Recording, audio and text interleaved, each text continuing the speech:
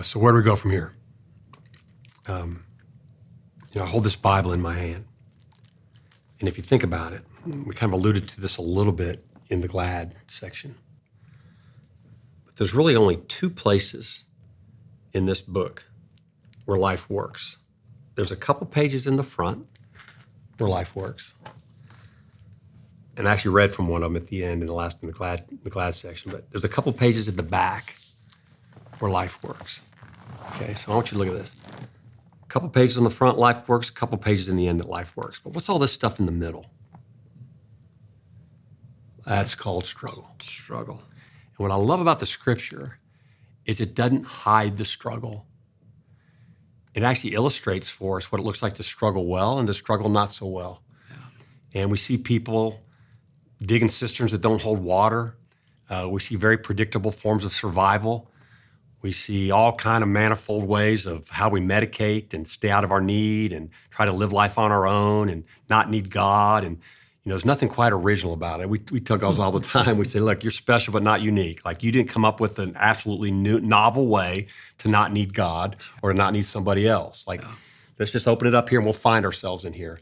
I love what I heard Tim Keller do in a podcast once. It was really right after the late Tim Keller. He did it. It was right after, around the time of COVID. He was instructing pastors about how to get through the crisis of COVID. And it was a global podcast, all these pastors from all over the world. And he said, I'm going to tell you, brothers, he goes, you're going to need to take your nose out of Romans and put it in the Psalms. Because if you're not practicing an emotional language, especially now, yourself and with the people that you're shepherding, you're not showing them how to get through this. Wow. And you won't, he said this, you won't make it. You won't make it. He said, and David gives you the language, which that's all we've done for the last several sessions. We're just talking about the language. That's right. So I say, it's how do we live well in here? And most of the time, we live well when we don't live alone in here. Yeah, that's relational.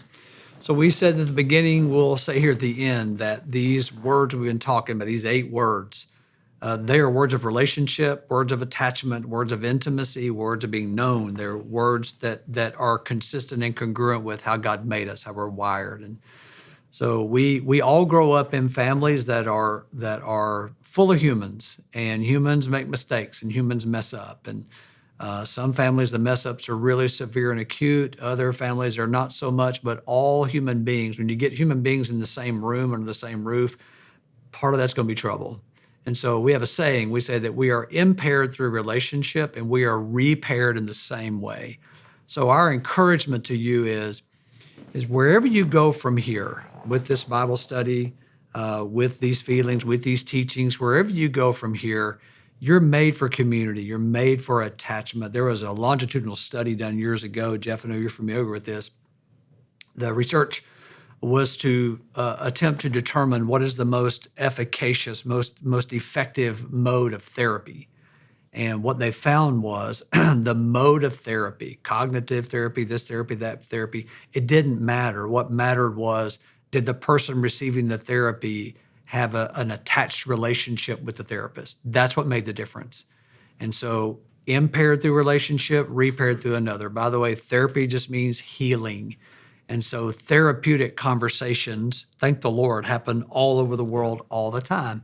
Sometimes in a therapist's office, sometimes in a pastor's office, often at coffee shops and living rooms and park benches and all kinds of different places where they happen. But conversations between two attached people are necessarily therapeutic, particularly when this language of truth is being spoken. So our encouragement is what you do and where you go. Of course, you're going to need alone and solitude time, and spend that time in community with other people, practicing telling the truth, practicing feeling these feelings with one another. I'm reminded, Jeff, of what Kurt Thompson, who is a prolific writer and a thinker in our times, and he says, points out that children don't draw pictures to put in a drawer.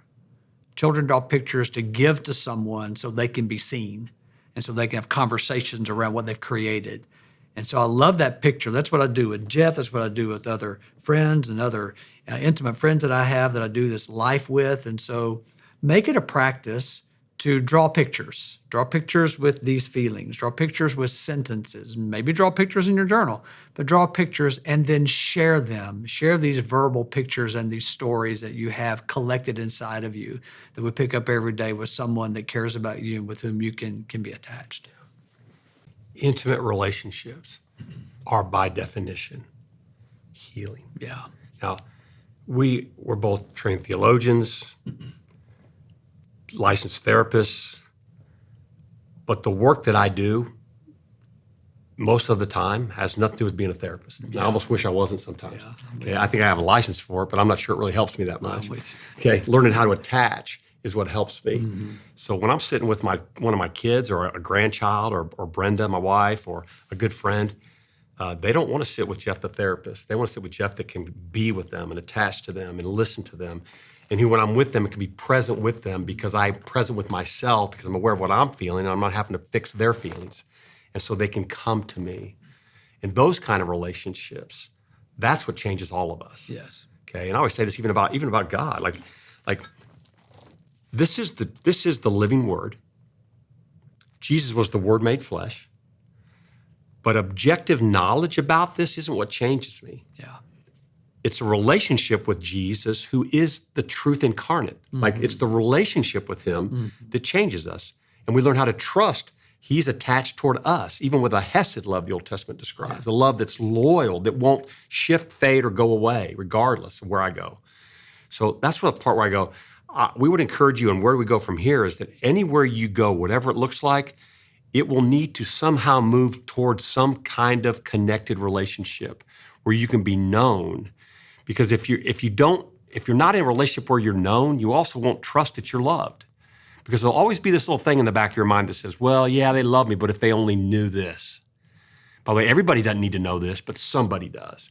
Because I need to experience a relationship where I'm seen and known, someone emotionally is looking for me, and I get to experience the love of God through them. So, we both believe that God significantly, and in some ways primarily, works through the vehicle of the local church. Like something happens there, as imperfect as that can be sometimes, something happens there that cannot be replicated, that God is working uniquely through local gatherings of people that are learning how to imperfectly love each other. When I first started this, when I was 20 years ago, when this thing hit me and I was coming apart, and that's when I met Phil, and I started like warming up and falling out on the inside, I remember staring at 8 words for a couple months and not being able to check in like we talked about how to do at the beginning of this. I would look at those 8 words and I had no idea what I was feeling.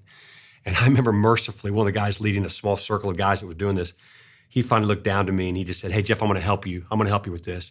He said, if in doubt, and he covered up all 7 feelings except for one.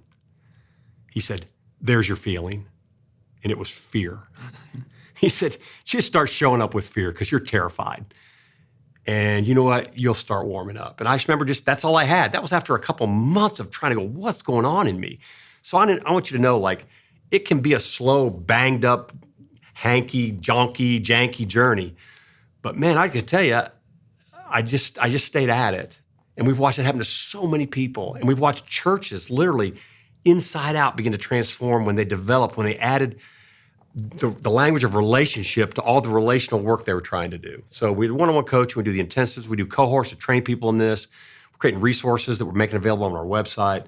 It's all there, and we just would invite you to take advantage of anything that we're doing because it is a joy to serve you in this way in the body of Christ.